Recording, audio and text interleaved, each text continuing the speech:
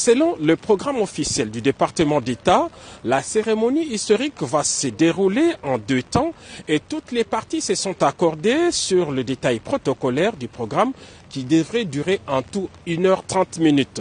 La première étape se déroulera le même jeudi 4 décembre à 11h à la Maison-Blanche.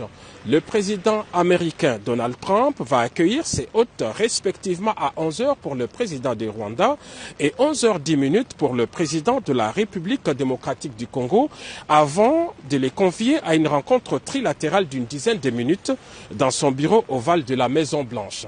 Les protocoles ne prévoient pas à ce stade des prises de parole des 2 chefs d'État.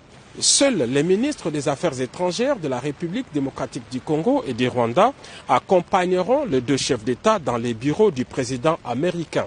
La signature de l'accord proprement dit aura lieu à l'USIP, United States Institute of Peace, l'Institut pour la paix des États-Unis d'Amérique.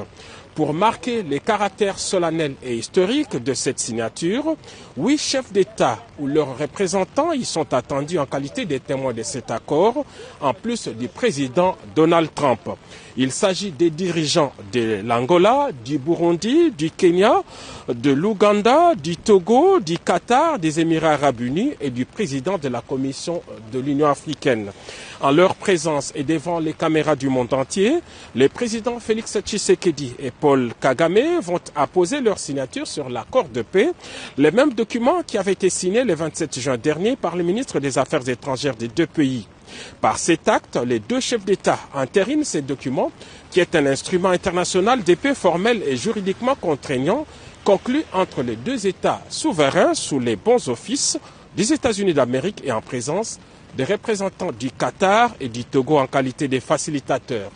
Il est prévu, à l'issue de cette cérémonie, les déclarations publiques de président Trump, Paul Kagame et Félix-Antoine Tshisekedi Tshilombo. À ce stade, on peut donc dire que la signature de cet accord est irréversible.